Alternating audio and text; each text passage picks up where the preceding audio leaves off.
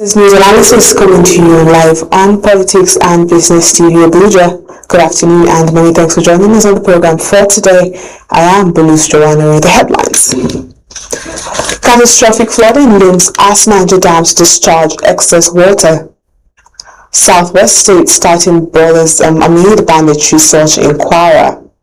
Federal government reads riot act to job racketeers. And on the foreign scene, Indonesia school collapse death toll rises to 10. All details of the stories and more to come shortly after the break. Do stay with us.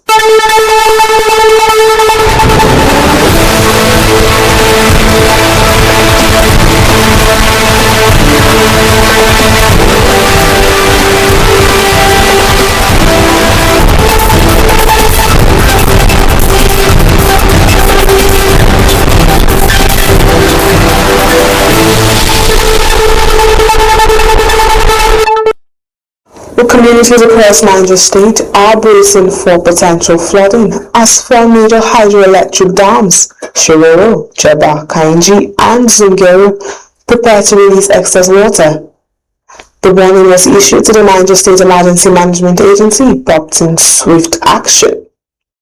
NSEMA's Director General Abdullahi Baba Ara cautioned that the situation could be disastrous and advised communities to avoid riverbanks during the peak of the rainy season. He listed over 20 local government areas at risk, including Mokwa, Lavun, and Suleja, noting that lives have already been lost, though no figures were provided. As the state prepares for possible flooding, both emergency response and humanitarian support remain critical in protecting lives and rebuilding communities.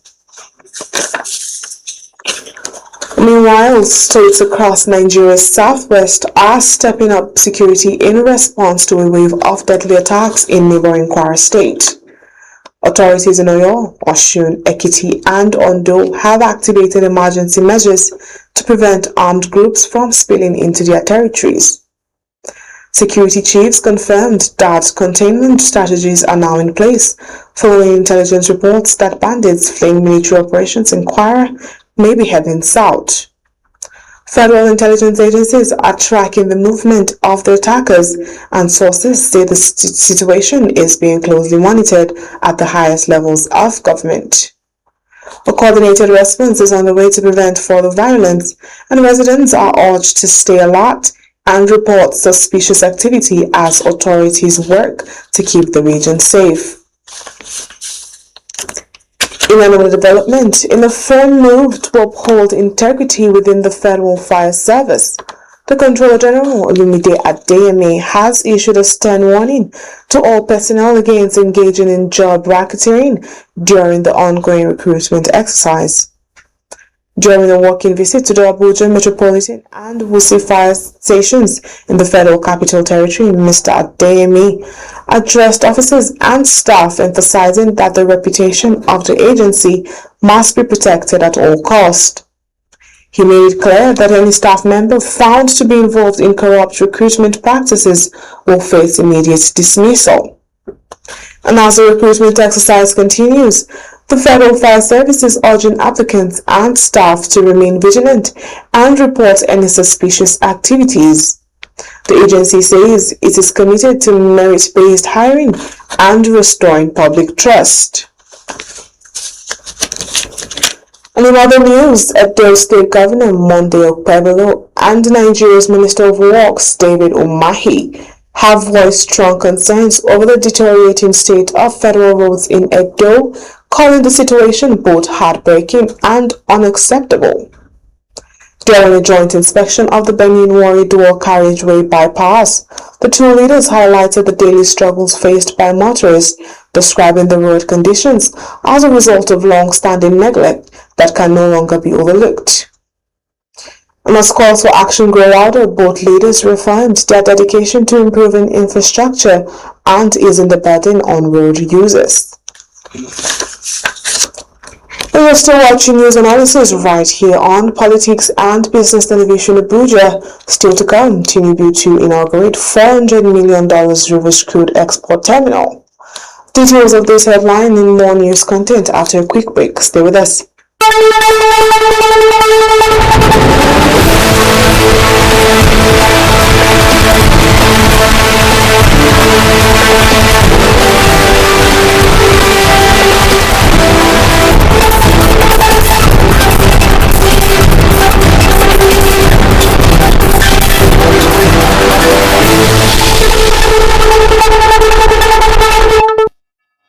Welcome back, and on Business Matters, President Bola Tinubu is set to inaugurate the $400 million Takiko onshore crude oil export terminal in Rivers State on October 8, a milestone marking Nigeria's first new crude export facility in over 5 decades.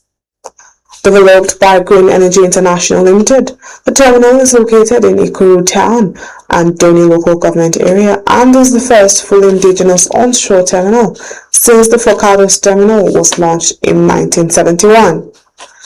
The launch signals renewed efforts by the federal government to revive investor confidence in Nigeria's oil sector, which has faced challenges like declining output, pipeline sabotage, and rising operational expenses. And on the foreign scene, tragedy continues to unfold in Sidoarjo, Indonesia, where a multi-story boarding school collapsed earlier this week, claiming at least 10 lives. Rescue teams are still searching through the rubble, with dozens feared trapped beneath the debris. The collapse occurred on Monday while students were gathered for afternoon prayers. The search and rescue officials say 5 more bodies were recovered on Friday, bringing the confirmed death toll to 10. Adding to the challenge, a minor earthquake struck the region Tuesday night, temporarily halting the search. And as the rescue continues, authorities remain focused on recovering victims and uncovering the cause of the disaster. And now for sports news, let's join Abel Sunday.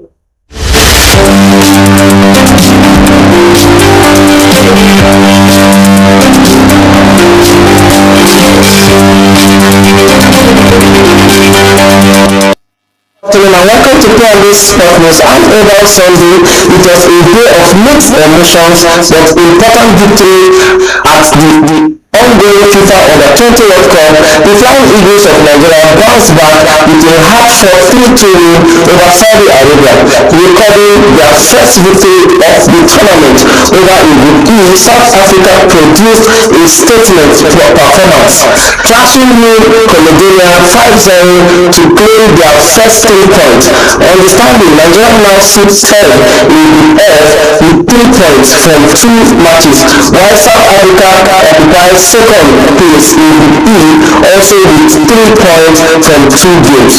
Up next, South Africa will take on the United States on October 5th before Nigeria face a tough test against Colombia on October 6th. Both sides will be hoping to build on today's result and push close to the knockout stage. That's all for sports. I'm Abel Sunday.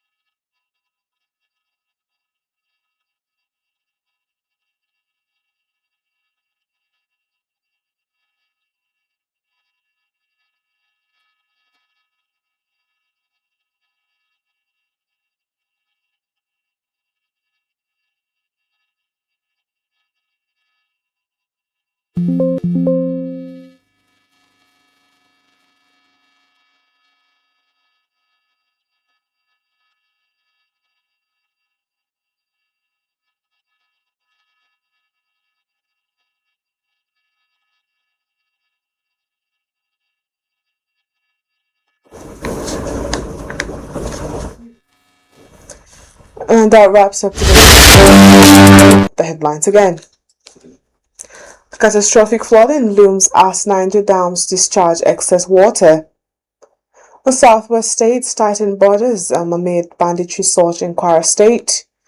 Federal government reads riot acts to job racketeers. On the foreign scene, Indonesia's school collapse death toll rises to 10. For more updates and in-depth analysis, follow Politics and Business TV English on YouTube and Facebook. Connect with us on Instagram at PNBTV English and TikTok at PNBTV.English. Remember to subscribe and stay informed. From me, Bulus Joanna Ray. It's bye for now.